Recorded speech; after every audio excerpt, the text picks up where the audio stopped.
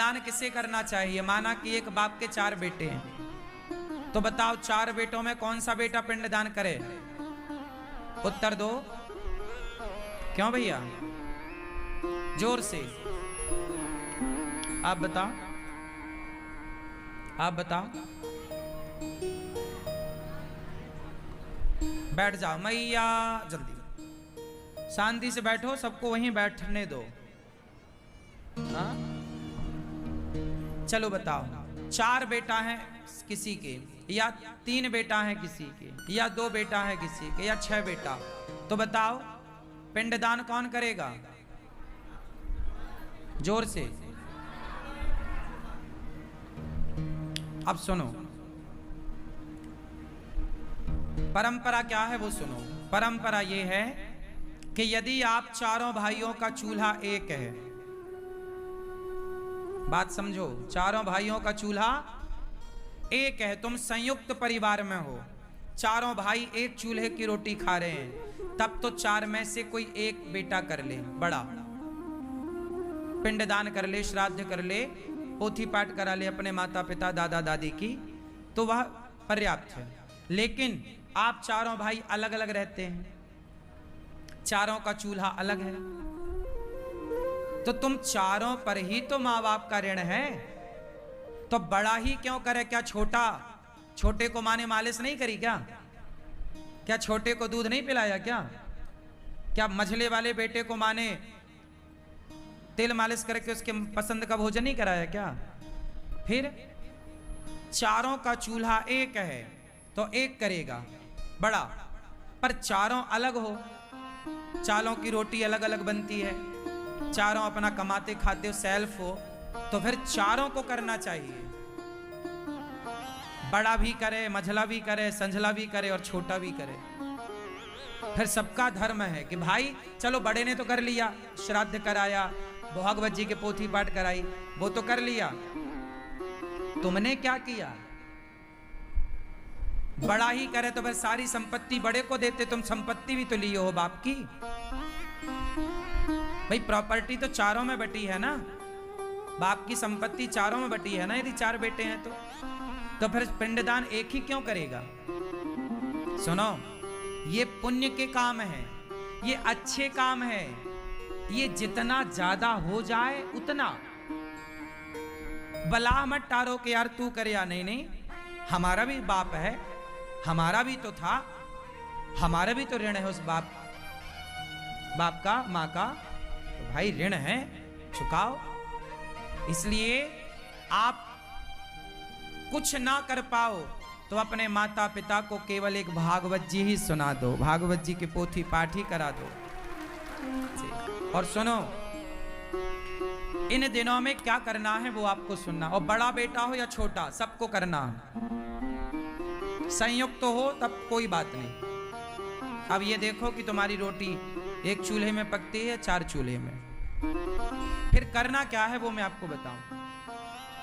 आप कुछ विधान है, कुशा होता है, कुश, या नदियों में, तालाब में, जलाशयों में जाओ, आचार्य जी मिल जाएंगे, पंडित जी, वो तर्पण करा देंगे, श्राद्ध करा देंगे।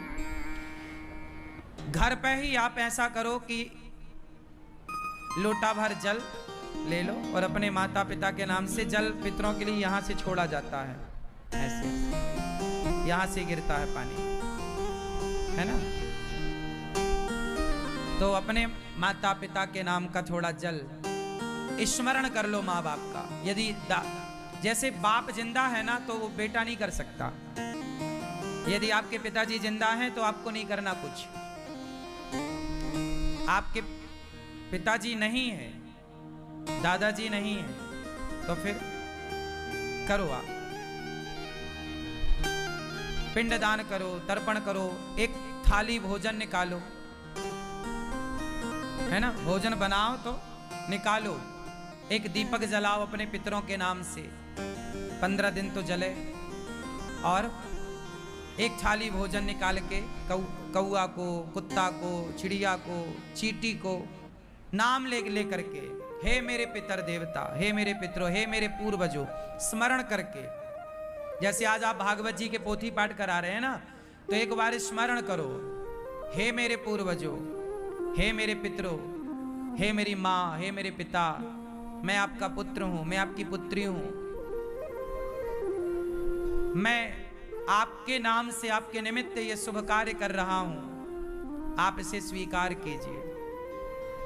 आप ऐसे ही कह दीजिए कि हे मेरे पितरों, हे मेरी माँ, हे मेरे पिता, जो भी आप हैं, दादाजी दादी, मैं आपके नाम से ये शुभ कार्य कर रही हूं या कर रहा हूं, आप इसे स्वीकार कीजिए।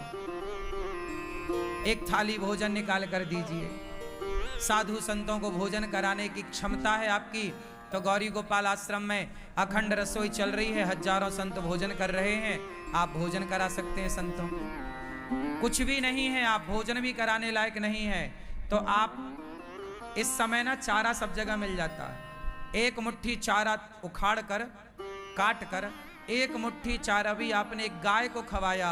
हे मेरे पितरों, मेरे पास कुछ नहीं है किसी ब्राह्मण को भोजन कराने की क्षमता, माना कि कोई बहुत गरीब है कि मैं किसी ब्राह्मण को भोजन भी नहीं करा सकता, मैं किसी को 4 रोटी भी नहीं दे सकता, तो हे मेरे पितरों, मैं आपके नाम से ये गौ माता को मुट्ठी भर चारा खवा रहा हूँ। तो गाय को चारा खवा देने से आपके पितरों को लगता है कि हाँ, मेरे पुत्र ने कुछ किया है, उससे भी उनका कल्याण हो जाता है। कुछ भी नहीं है, चारा भी आप नहीं खिला सकते, तो भी एक और सस्ता उपाय है। दक्षिण दिशा की तरफ मुंह करो, दक्षिण दिशा की तरफ मुंह करो और मुख करके अपने पितरों का स्मरण करते हुए केवल उनको याद करके भगवान का नाम लेकर 5 बार श्रीमन्नारायण, हे श्रीमन्नारायण, मेरे पूर्वजों को सदगति दो, हे श्रीमन्नारायण, मेरे पितरों का उद्धार करो, मेरे पिता का, मेरी माँ का, मेरे दादा का, मेरी दादी का, मेरी नानी, मेरे नाना, मेरे परिवार का उद्धार करो, और केवल 2 आंसू बहा दो। यदि आपने दक्षिण दिशा की ओर मुंह करके अपने पितरों का स्मरण करके केवल पितरों के नाम से 2 आंसू बहाए, तो वह 2 आंसू से भी तृप्त हो जाते हैं आपके पितर। जो आपने 5 बार भगवान नाम जपा, उस 5 बार के नाम जप का फल उन्हें प्राप्त हो जाता। इसलिए कुछ ना कर पाओ तो ये जरूर करना, दक्षिण दिशा की तरफ मुंह करना, पितरों का स्मरण करना, पूर्वजों का, और भगवान नाम लेकर के और आंसू बहा देना, पितरों को याद करते हो, ठीक है। वरना आप अपने माता पिता के नाम से इन 15 दिनों में कहते हैं कि आपके पितर बस आपकी तरफ देखते हैं टुकुर टुकुर।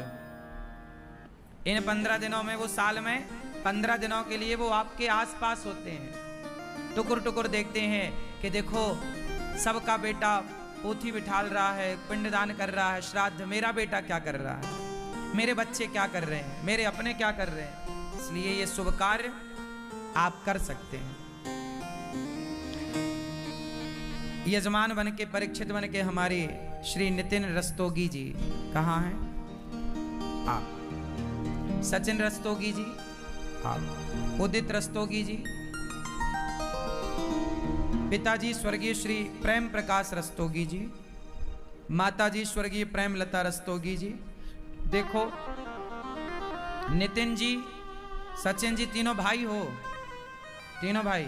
ये देखो, ये उदाहरण मैंने दिया, ये तीनों भाई मिलकर अपने स्वर्गीय माताजी और स्वर्गीय पिताजी के लिए इन्होंने देखो भागवत का आयोजन किया है। इनकी माता, इनके पिता कितने प्रसन्न हो रहे होंगे कि वाह, मेरे बेटे ने मुझे भुलाया नहीं, मेरे बेटे ने मुझे याद रखा है। यही है ऋण बेटा, इसी से ना आप तरक्की करते हैं। भगवान की कृपा बाद में लगती है, पितरों की कृपा पहले लगती है।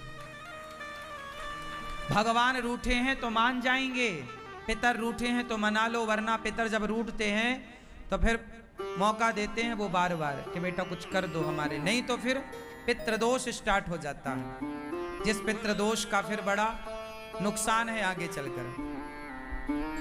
वो पितृदोष ना हो, पितरों के लिए कुछ करते रहोगे तो पितृदोष लगेगा ही नहीं, वरना पितृदोष फिर आगे बहुत क्षति पहुंचाते हैं। इसलिए तो आप लोग बहुत अच्छा कार्य कर रहे हैं। स्वर्गीय श्री विमलेश देवी जी आपकी बहन सुनैना रस्तोगी जी, समस्त रस्तोगी परिवार, आप मेरठ से आए हैं।